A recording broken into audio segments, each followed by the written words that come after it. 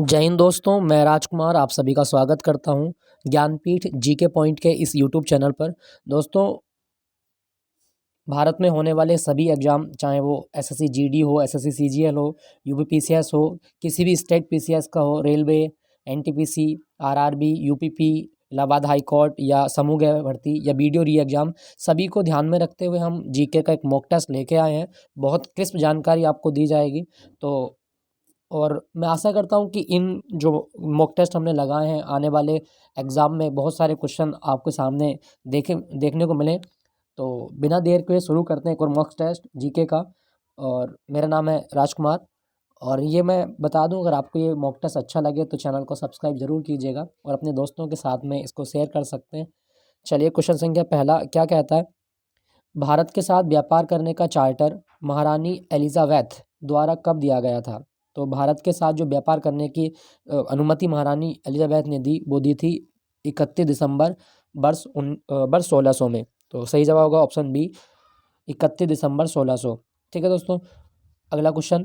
भारतीय राष्ट्रीय आंदोलन के प्रारंभ से ही उग्र राष्ट्रवादियों का एक वर्ग था, निम्नलिखित में से कौन एक शामिल नहीं था। दोस्तों, आपने गरम दल के 3 टुकड़े का नाम सुना होगा, लाल, बाल और पाल। लाल, बाल, पाल ये उग्र राष्ट्रवादी थे और इनमें कौन शामिल नहीं है, गोविंद रानाडे का नाम इसमें नहीं आता। तो सही जवाब होगा ऑप्शन सी, गोविंद रानाडे। ठीक है, भारतीय राष्ट्रीय आंदोलन ये आप याद रखेंगे। अगला आपका 1916 में कांग्रेस और मुस्लिम लीग के बीच लखनऊ समझौता हुआ और इसके कौन से परिणाम घातक सिद्ध हुए थे। दोस्तों, इसका सबसे घातक परिणाम ये था कि कांग्रेस ने तुष्टीकरण की नीति को शुरू कर दिया मुस्लिमों के प्रति। और ये जो 1916 का लखनऊ समझौता था, इसमें मोहम्मद अली जिन्ना को हिंदू मुस्लिम एकता का अम्बेसडर कहा गया। किसके द्वारा? सरोजिनी नायडू के द्वारा मोहम्मद अली जिन्ना को हिंदू मुस्लिम एकता का अम्बेसडर कहा गया था। चलिएगा अगला क्वेश्चन।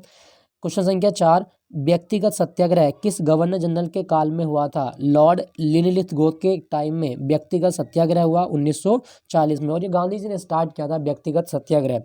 अगला क्वेश्चन है, भारतीय राष्ट्रीय कांग्रेस की पूर्ववर्ती संस्थाओं में सबसे पहली और प्रमुख संस्था कौन थी। तो कांग्रेस की जो पूर्ववर्ती संस्था है वो थी आपकी ब्रिटिश इंडिया एसोसिएशन, ये आप याद रखें। जब भारतीय राष्ट्रीय कांग्रेस की स्थापना ये मुंबई में हुई 1885 में, और भारतीय राष्ट्रीय कांग्रेस का संस्थापक है ए.ओ. ह्यूम। ए.ओ. ह्यूम को भारतीय राष्ट्रीय कांग्रेस का संस्थापक माना जाता है। और कांग्रेस के जो पहले अध्यक्ष थे वो कौन थे? व्योमेश चंद्र बनर्जी।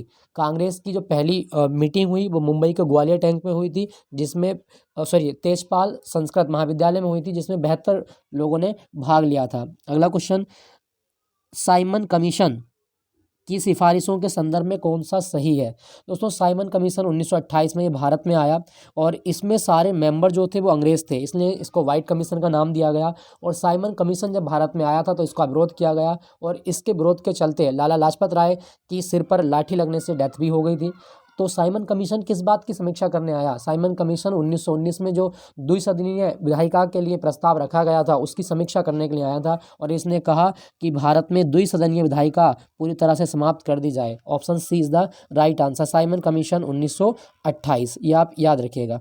अगला क्वेश्चन है आपका, दादा भाई नेरोजी ब्रिटिश हाउस ऑफ कॉमन्स के सदस्य बने थे, किस पार्टी के टिकट पर इन्होंने चुनाव जीता था। दोस्तों, 1897 में दादा भाई नेरोजी ब्रिटिश हाउस ऑफ कॉमन्स के सदस्य बनने वाले पहले भारतीय थे, और इन्होंने लिबरल पार्टी के टिकट पर चुनाव जीता था। अच्छा, कहाँ से जीता? तो इनकी सीट थी फिंसवरी।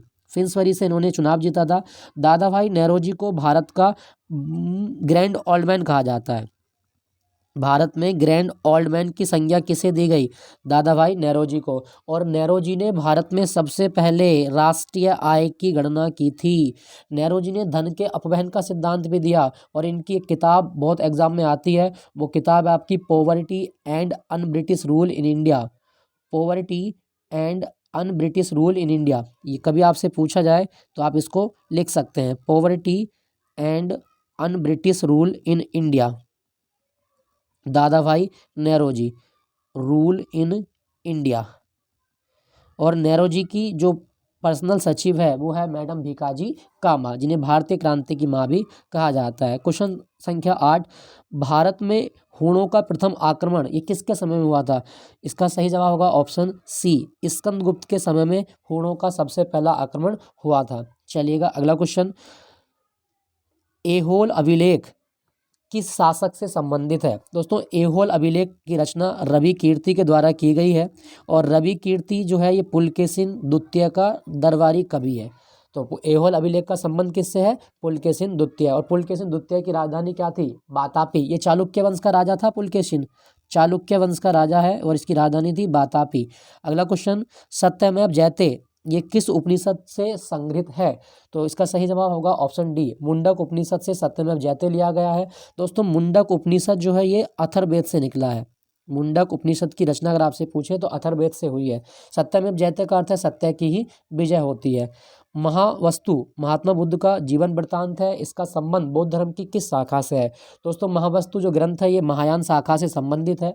बौद्ध धर्म के संस्थापक गौतम बुद्ध, इनके बचपन का नाम था सिद्धार्थ और सिद्धार्थ को 35 वर्ष की आयु में बोध गया में पीपल के पेड़ के नीचे ज्ञान की प्राप्ति हुई थी और नदी का नाम था फाल्गु। फाल्गु को निरंजना नदी भी कहा जाता है। लेकिन एक चीज़ याद रखिएगा कि महात्मा बुद्ध का जन्म लुम्बिनी नामक वन में साल के पेड़ के नीचे हुआ था और लुम्बिनी नामक स्थान पर सम्राट अशोक ने रुम्मनदेही स्तंभ भी बनवाया है। रुम्मनदेही पिलर ये किससे संबंधित है? बुद्ध के जन्म की घटना से। अच्छा, बुद्ध के जन्मों की जो घटनाएं हैं उनका संग्रह क्या कहलाता है? जातक कथा कहलाता है। बुद्ध के जो प्राचीन जन्मों की कहानी है वो जातक कथाओं में लिखी गई है। महात्मा बुद्ध को लाइट ऑफ एशिया भी कहा जाता है। क्वेश्चन संख्या 12 इसमें कहा गया अकबर द्वारा बनाए गए उपासना भवन का नाम क्या था? दोस्तों अकबर की धार्मिक सभाएं जहां पर आयोजित होती थी उस जगह का नाम था इबादत खाना और इबादत खाने की स्थापना सन 1575 ईस्वी में अकबर ने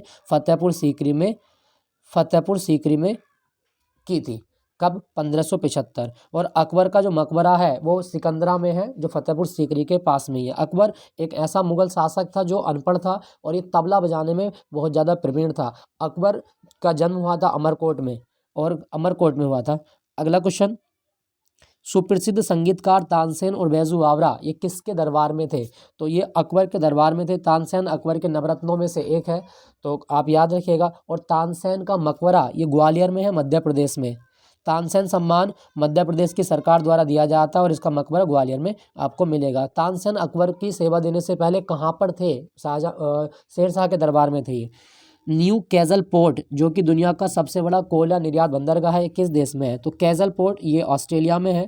दोस्तों ऑस्ट्रेलिया को प्यासी भूमि का देश कहा जाता है, प्यासी भूमि का देश। कंगारुओं की धरती ऑस्ट्रेलिया को ही कहा गया है, कंगारुओं की धरती। और the land of golden fleece किसे कहा जाता है? तो ऑस्ट्रेलिया को लैंड ऑफ गोल्डन फ्लीस कहा गया है। एक चीज़ याद रखिएगा, जो ऑस्ट्रेलिया है यहाँ पे ग्रेट बैरियर रीफ जो कि सबसे बड़ी मूंगे की चट्टान है ये आपको मिलेगी, ग्रेट बैरियर रीफ। और ये क्वींसलैंड में स्थित है, क्वींसलैंड जो कि पूर्वी ऑस्ट्रेलिया में आता है। और ऑस्ट्रेलिया में तनामी, गिब्सन व सिम्पसन मरुस्थल भी आपको देखने को मिलेंगे। ऑस्ट्रेलिया के बारे में एक बिंदु और याद रखें कि भारत और ऑस्ट्रेलिया के संविधान में एक समानता समवर्ती सूची। ठीक है सर। अगला क्वेश्चन संख्या 15, देशांतर रेखाओं के संदर्भ में कौन सही है?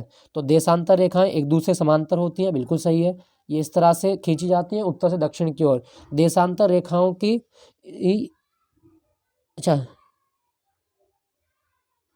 अक्षांश रेखाओं के समांतर इस तरह से होती हैं। इनकी संख्या 180 है, ये गलत है। देशांतर रेखाओं की संख्या 360 होती है। देशांतर रेखा दूरी को प्रदर्शित करती हैं तो ये बिल्कुल दूरी को नहीं बताती है। दूसरा है आपका 15 का डुई, देशांतर रेखा के मध्य सर्वाधिक दूरी विषुवत रेखा पर होती है, ये बिल्कुल सही है। Option D is the right answer. देशांतर रेखाओं की संख्या याद रखिएगा, जवाब होगा 360। अच्छा, भारत का जो मानक समय है वो कितने देशांतर पर है? तो सबसे इंपॉर्टेंट आप याद रखिएगा 82.5 डिग्री पूर्वी देशांतर पर भारत का जो मानक समय है ये लिया गया है और ये रेखा इलाहाबाद के समीप नैनी नामक स्थान से गुजरती है, ये आप याद रखिएगा। उत्तर से दक्षिण की ओर नीचे दी गई पहाड़ियों का सही क्रम क्या है? सही जवाब होगा ऑप्शन सी, नल्ला मल्ला की पहाड़ी, जवादी की पहाड़ी, नीलगिरी की पहाड़ी और अन्नामलाई की पहाड़ी। ये option C is the right answer. ये उत्तर से दक्षिण का क्रम है। दोस्तों ये जो नीलगिरी की पहाड़ी हैं, यहाँ पर पूर्वी घाट और पश्चिमी घाट का मिलन होता है। पूर्वी घाट और पश्चिमी घाट का मिलन नीलगिरी की पहाड़ी। और नीलगिरी की पहाड़ियों पर टोडा जनजाति भी निवास करती है, ये आप याद रखें। नीलगिरी की पहाड़ियाँ प्रसिद्ध है नीलकुरंजी के फूलों के लिए, और नीलकुरंजी का फूल 12 सालों में एक बार खिलता है भारत के अंदर, ये आप याद रखें। मेनली ये तमिलनाडु में मिलेंगी, पूर्वी घाट का हिस्सा है।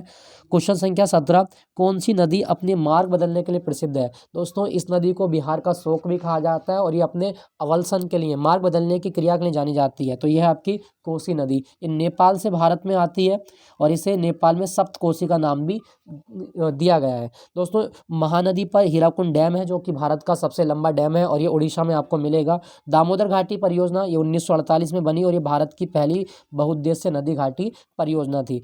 गंगा नदी को 2008 में राष्ट्रीय नदी का दर्जा दिया गया, ये आप याद रखिएगा 2008। गंगा नदी की लंबाई आपके एग्जाम में पूछेगा तो 25 किलोमीटर गंगा नदी की लंबाई है।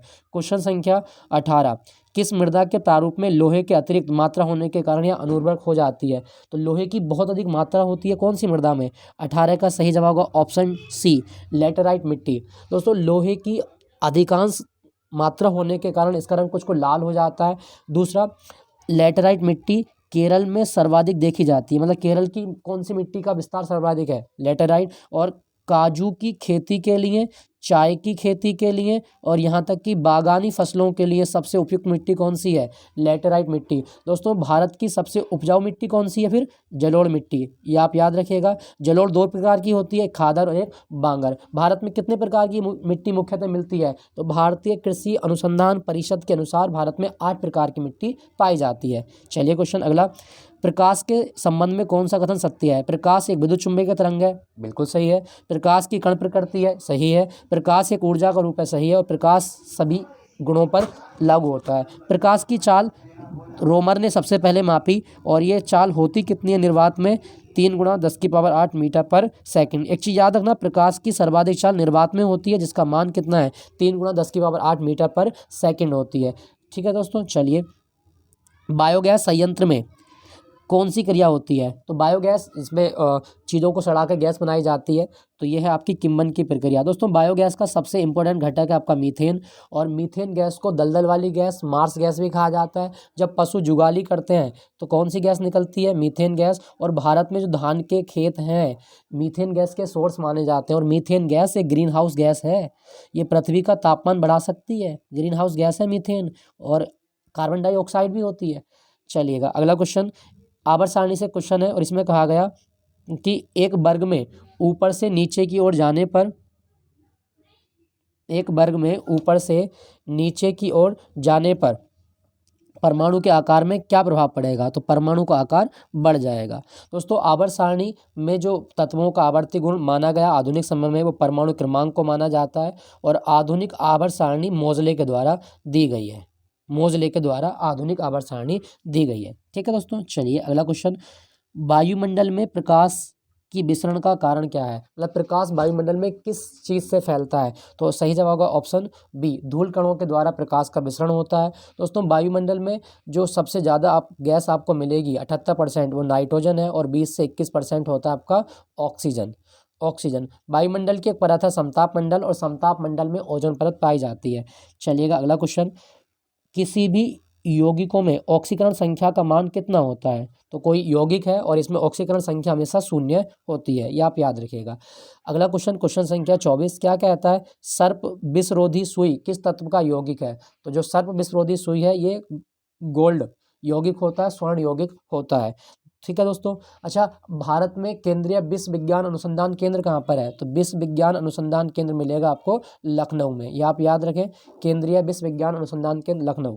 अगला क्वेश्चन, दाब की बीमा क्या होती है? दोस्तों दाब क्या होता है? प्रेशर बलबटे क्षेत्रफल। तो इसका सही जवाब होगा ऑप्शन बी, 25 का सही जवाब होगा ऑप्शन बी, ml-1 T-2, ये दाब का बीमीय सूत्र होता है। चलिए दोस्तों अगला क्वेश्चन क्या कहता है? अगला क्वेश्चन, जैव सेल क्या है? दोस्तों जैव सेल जो होता है वो जैविक चट्टान से को हम बोलते हैं। तो कोयला जो है एक जैव सेल है, और ये अपसादी चट्टानों का उदाहरण है। कोयला जो है ये अपसादी चट्टानों से मिलता है, और दुनिया का सबसे अच्छा कोयला एंथ्रासाइट, फिर बिटुमिनस, फिर लिग्नाइट, और फिर पीत कोयला। भारत में लिग्नाइट कोयले के भंडार तमिलनाडु में देखे जाते हैं, नवेली में। ये आप याद रखिएगा, मन्नारगढ़ी की जो क्षेत्र है वहाँ पे नवेली की खाने प्रसिद्ध है और यहाँ से लिग्नाइट कोयला निकाला जाता है।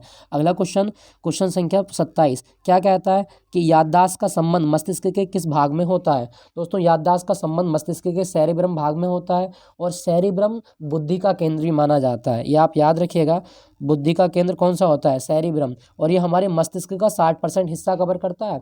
एक चीज़ मैं आपको और बता दूं, मस्तिष्क की कार्यप्रणाली की जांच करने के लिए हम प्रयोग करते हैं ईईजी का, इलेक्ट्रोइंसेफलोग्राफी। ईईजी का संबंध किससे है? मस्तिष्क से। और मस्तिष्क के बारे में एक चीज़ याद रखें, मस्तिष्क की जो इकाई है उसको न्यूरॉन कहा जाता है। न्यूरोलॉजी मस्तिष्क का अध्ययन और न्यूरॉन मस्तिष्क की कार्यात्मक इकाई। और फंक्शनल भी होती है ये और स्ट्रक्चरल भी होती है। अगला क्वेश्चन, एक जीवाश्म पक्षी का नाम बताएं जो पक्षी की तरह तो दिखता है लेकिन उसकी विशेषताएं सरीसृपों के समान होती हैं। दोस्तों आर्क्योप्टेरिक्स एक ऐसा प्राणी है जो पक्षी और सरीसृप के बीच की कड़ी माना जाता है। ठीक है दोस्तों, चलिए अगला क्वेश्चन, मानव शरीर में सबसे अधिक मात्रा में पाया जाने वाला तत्व कौन सा है? तो मानव शरीर में ऑक्सीजन की मात्रा सर्वाधिक पाई जाती है। किस फॉर्म में? तत्व के रूप में। दोस्तों हमारे खून में हीमोग्लोबिन होता है और हीमोग्लोबिन का मेन काम होता है हमारे पूरे शरीर में ऑक्सीजन का परिवहन संचालित करना। तो ऑक्सीजन ले जाने का काम किसका है? हीमोग्लोबिन का। और हीमोग्लोबिन के केंद्र में कौन सी धातु होती है? आयरन होती है। ठीक है दोस्तों, और हमारे खून का रंग हीमोग्लोबिन के कारण ही लाल होता है। ठीक है दोस्तों, अगला क्वेश्चन, परिपथ के किन्हीं दो बिंदुओं के बीच विभवांतर मापने के लिए किसका प्रयोग होता है? तो दोस्तों विभवांतर मापने के लिए वोल्ट मीटर का प्रयोग किया जाता है। ठीक है, अगर आपसे पूछे धारा मापने के लिए तो विद्युत धारा मापने के लिए एमीटर का प्रयोग किया जाता है। तो 30 क्वेश्चन हो चुके हैं, 31 की ओर। क्वेश्चन संख्या 31, आपातकाल के दौरान मौलिक अधिकारों का सस्पेंशन निलंबन कौन कर सकता है? दोस्तों मौलिक अधिकारों का निलंबन की शक्ति राष्ट्रपति को प्राप्त है। तो भारत का राष्ट्रपति आपातकाल के दौरान जो है वो मौलिक अधिकारों को निलंबित कर सकता है। दोस्तों भारत में 3 प्रकार के आपातकाल के प्रावधान हैं। अनुच्छेद 352 इसमें राष्ट्रीय आपातकाल की बात की जाती है। अनुच्छेद 356 राष्ट्रपति शासन या जो प्रेसिडेंट रूल लगता है वो इसकी बात करता है। दूसरा, इसे स्टेट इमरजेंसी भी बोलते हैं। और अनुच्छेद 360 वित्तीय आपातकाल। वित्तीय आपातकाल 3 प्रकार के आपातकाल हैं, राष्ट्रीय आपातकाल, राष्ट्रपति शासन और वित्तीय आपातकाल। और वित्तीय आपातकाल आज तक कभी लगा नहीं है, ये आप याद रखिएगा। और वित्तीय आपातकाल का प्रावधान अमेरिका से लिया गया है, ना कि जर्मनी से। जबकि राष्ट्रीय आपातकाल के दौरान मौलिक अधिकारों का सस्पेंशन हमने कहाँ से लिया? जर्मनी से लिया। जर्मनी की संसद को बुंडसटैग कहा जाता है। क्या कहा जाता है? बुंडसटैग कहा जाता है। ठीक है दोस्तों, और जर्मनी का संविधान बीमर का संविधान है, याद रखिएगा। चलिए, प्राक्कलन समिति के सदस्यों का कार्यकाल कितना होता है? दोस्तों जो हमारी एस्टीमेट कमेटी है इसका कार्यकाल होता है 1 वर्ष। कमेंट में लिख के बताइएगा प्राक्कलन समिति में कितने सदस्य होते हैं और ये किस सदन के होते हैं। अगला क्वेश्चन, निम्नलिखित में से किसके अनुमोदन से भारत की संचित निधि से पैसा निकाला जाता है? तो भारत की संचित निधि से पैसा ये भारत की संसद की सहमति से निकाला जाएगा। जब तक संसद अपनी परमिशन नहीं देगी तब तक संचित निधि से पैसा नहीं निकाल सकते। अच्छा, संचित निधि कौन से आर्टिकल में लिखी गई? अनुच्छेद 366 की सब क्लॉज 1 में संचित निधि का उल्लेख है। भारत सरकार टैक्स के माध्यम से या किसी अन्य सोर्स से जो पैसा इकट्ठा करती है, मतलब भारत सरकार की आमदनी से जो पैसा आता है वो किस में जमा होता है? संचित निधि में जमा होता है। तो संचित निधि का आर्टिकल याद रखिएगा 266 बन। और संचित निधि किसके अंडर में है? भारत की संसद के अंडर में।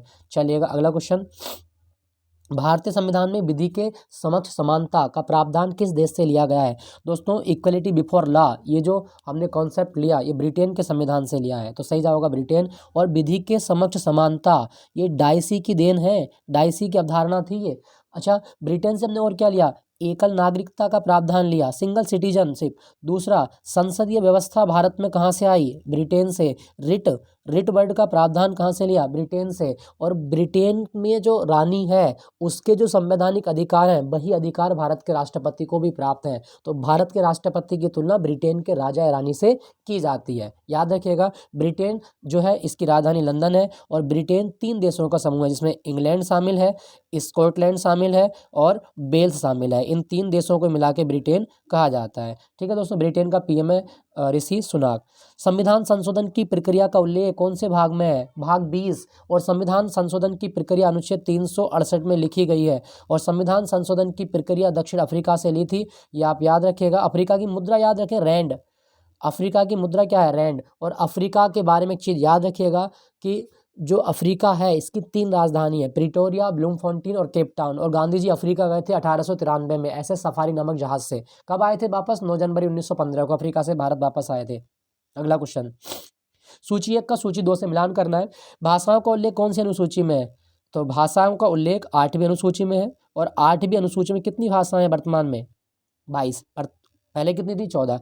दल बदल निरोध अधिनियम 10वीं अनुसूची में। 73वें संविधान संशोधन के द्वारा 11वीं अनुसूची जोड़ी गई और इसमें पंचायतों को, जो पंचायती राज संस्थान है, इनको संवैधानिक दर्जा दिया गया था। भूमि सुधार अधिकरण संबंधित है 9वीं अनुसूची से। जो भूमि सुधार के लिए, लैंड रिफॉर्म के लिए अधिनियम आए वो 9वीं अनुसूची उसके लिए लाई गई थी। तो भारतीय संविधान में कितनी अनुसूचियां है? 12। मूलतः कितनी थी? 8 थी, 4 बढ़ गई हैं अब, आप याद रखिएगा।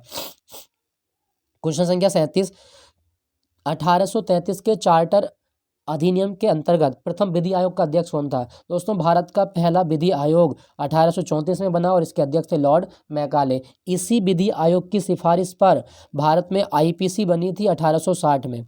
कभी क्वेश्चन आए, भारतीय दंड संहिता की सिफारिश कौन से आयोग ने की थी? लॉर्ड मैकाले का विधि आयोग। और भारतीय दंड संहिता में कितने चैप्टर हैं? 23। कितनी धाराएं हैं? 511 धाराएं हैं। और भारत की दंड संहिता सिंगापुर, श्रीलंका और ब्रुनेई के समान है। चलिएगा आगे लिखिएगा। अगला क्वेश्चन संख्या 38, कौन सी औषधि क्रांति प्याज, झींगा उत्पादन संबंधी है? कौन सी क्रांति का संबंध झींगा और प्याज उत्पादन? गुलाबी क्रांति झींगा उत्पादन संबंधित है। नीली क्रांति मछली के लिए। गोल्डन क्रांति बागवानी और शहद उत्पादन के लिए। कभी क्वेश्चन आए कि गोल्डन क्रांति का संबंध किससे है? बागवानी और शहद के लिए। लाल क्रांति आप मांस उत्पादन को बढ़ावा देंगे और टमाटर उत्पादन को बढ़ावा देंगे, इसके लिए क्रांति लाई गई लाल क्रांति। हरित क्रांति याद रखें, खाद्यान्न उत्पादन को बढ़ावा देना। और हरित क्रांति का अन्य नाम है HYBP कार्यक्रम। हरित क्रांति भारत में कब आई थी? 1966-67 में हरित क्रांति की शुरुआत हुई और MS स्वामीनाथन को हरित क्रांति का जनक माना जाता है। ठीक है दोस्तों, चलिए अगला क्वेश्चन, ब्रेटन वुड का जुड़वा किसे कहा जाता है? ब्रेटन वुड का जुड़वा, दोस्तों ब्रेटन वुड सम्मेलन हुआ था 1944 में अमेरिका में न्यू हैम्पशायर शहर में। और इसमें 2 वित्तीय संस्थाएं बनी जो अंतर्राष्ट्रीय स्तर पर कार्य करती हैं, एक थी विश्व बैंक और एक थी अंतर्राष्ट्रीय मुद्रा कोष। सही जवाब होगा IMF, इंटरनेशनल मॉनिटरी फंड, और विश्व बैंक। दोनों के मुख्यालय एक ही जगह पर है, वाशिंगटन DC में। मुख्यालय कहाँ पर है? Washington DC। और वाशिंगटन कौन सी नदी के किनारे है? पोटोमैक नदी के किनारे। क्वेश्चन संख्या 40 क्या कहता है? क्वेश्चन संख्या 40, भारतीय रिजर्व बैंक का राष्ट्रीयकरण कब हुआ था? दोस्तों 1 जनवरी 1948 को रिजर्व बैंक का राष्ट्रीयकरण हुआ। अच्छा, कौन सा अधिनियम आया था? तो सार्वजनिक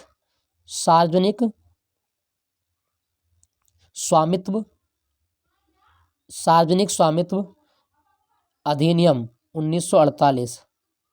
1948 के द्वारा RBI का राष्ट्रीयकरण किया गया था। दोस्तों RBI की स्थापना तो 1935 में हुई थी और 1 अप्रैल 1935 को हुई। RBI का वर्तमान मुख्यालय मुंबई में है और RBI का जो शुभंकर है, ताड़ का पेड़ के नीचे बंगाल टाइगर, ताड़ का पेड़ और बंगाल टाइगर RBI का शुभंकर है, बंगाल टाइगर। और RBI क्या 1 रुपये का नोट छाप सकता है? नहीं, RBI 1 रुपये का नोट नहीं छाप सकता। फिर कौन छापता है 1 रुपये का नोट? तो भारत में जो वित्त मंत्रालय है ये 1 रुपये का नोट छाप सकता है और 1 रुपये के नोट पर वित्त सचिव के साइन किए जाते हैं, आप याद रखिएगा।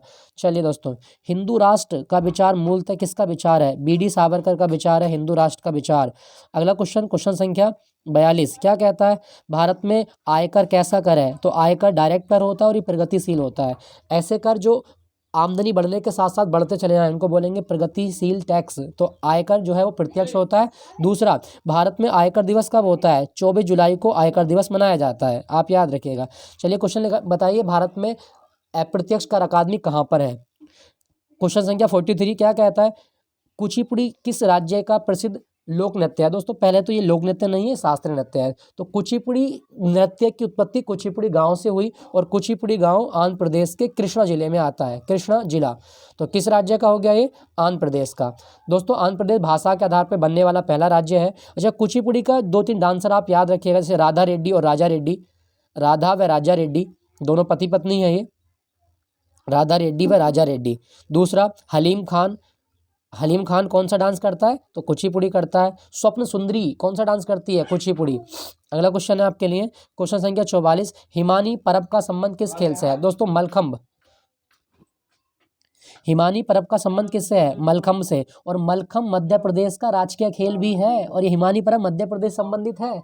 मलखम्ब के बारे में आप याद रखें। निपख आंदोलन के प्रणेता कौन थे? निपख आंदोलन, निफल आंदोलन के दादू दयाल।